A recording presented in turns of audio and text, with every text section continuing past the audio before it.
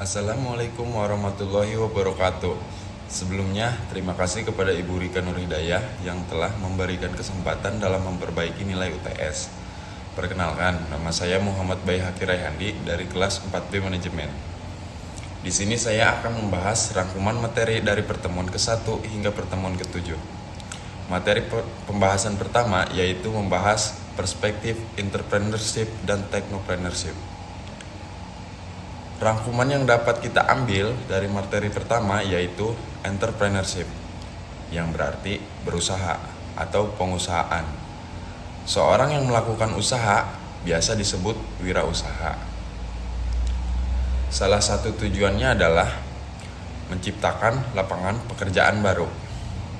Technopreneurship sendiri merupakan gabungan dari teknologi dan entrepreneur. Jadi, technopreneurship merupakan proses pembentukan usaha baru yang melibatkan teknologi sebagai bisnisnya.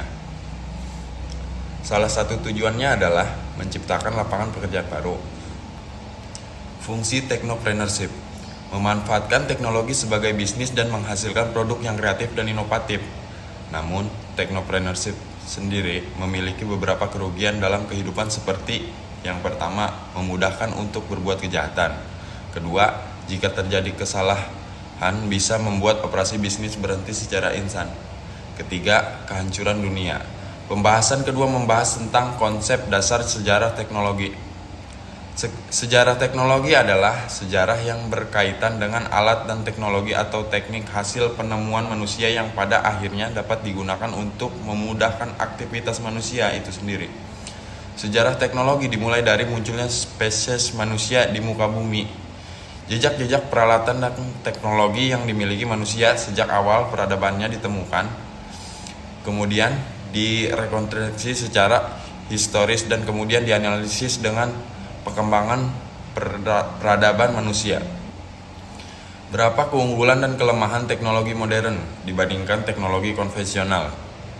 Teknologi modern dapat melakukan tugas yang lebih kompleks secara cepat dan efisien daripada teknologi konvensional.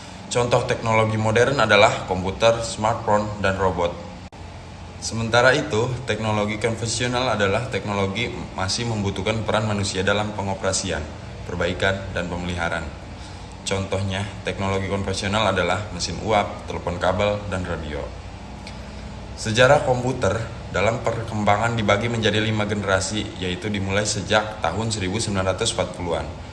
Generasi pertama dimulai ketika komputer digunakan dalam akademi dan militer, seperti komputer Antonov dibuat pada tahun 1937 untuk menyelesaikan sistem persamaan linear dengan komputer Paulus untuk memecahkan kode rahasia Jerman Nazi.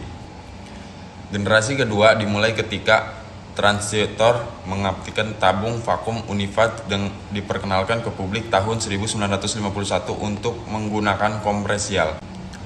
Generasi ketiga dimulai ketika teknologi transistor meningkat menjadi sirkuit terpadu. Komputer mini adalah inovasi yang signifikan dalam generasi ini dan mempengaruhi generasi komputer selanjutnya. Generasi keempat dimulai pada dasawarsa 1970-an ketika penemuan MOSFET dan integrasi berskala besar.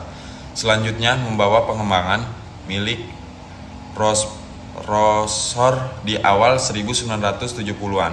Komputer pribadi yang semakin kecil mulai berkembang dimulai dari komputer rumahan dan komputer meja.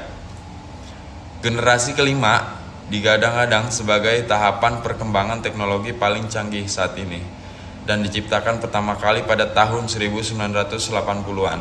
Peningkatan dari segi visualisasi menjadi tampilan visual pada komputer di generasi kelima mempunyai resolusi sangat tinggi dan begitu tajam. Pembahasan materi ketiga yaitu membahas kreativitas dan inovasi. Kreativitas dan inovasi adalah dua konsep yang seringkali disamakan, tetapi sebenarnya memiliki perbedaan yang signifikan. Kreativitas adalah kemampuan untuk menghasilkan ide-ide baru, original dan berbeda dari yang sudah ada. Sementara inovasi melibatkan pengembangan dan penerapan ide-ide kreatif untuk menciptakan produk, layanan atau proses baru yang lebih efisien atau lebih bermanfaat. Kemudian pembahasan materi keempat, yaitu membahas tentang merencanakan dan mempersiapkan bisnis dan langkah-langkah merencanakan bisnis.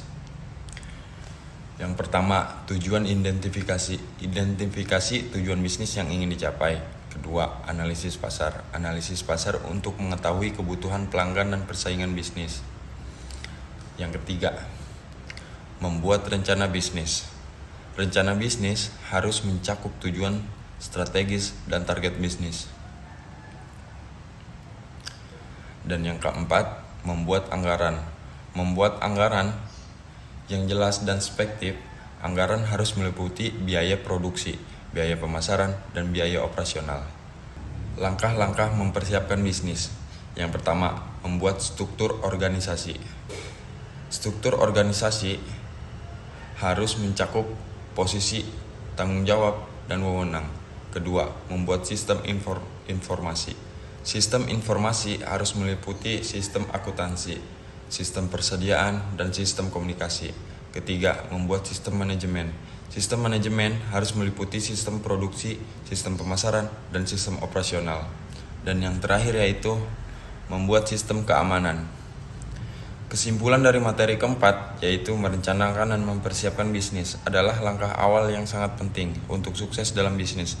Dengan memahami langkah-langkah perencanaan dan persiapan bisnis, kita dapat meningkatkan kesadaran pelanggan terhadap produk atau jasa, meningkatkan kesuksesan bisnis. Itulah tadi rangkuman materi dari pertemuan 1 hingga 7. Video ini dibuat untuk memenuhi syarat perbaikan nilai UTS. Sekian dari saya, kurang lebihnya mohon maaf. Wassalamualaikum warahmatullahi wabarakatuh.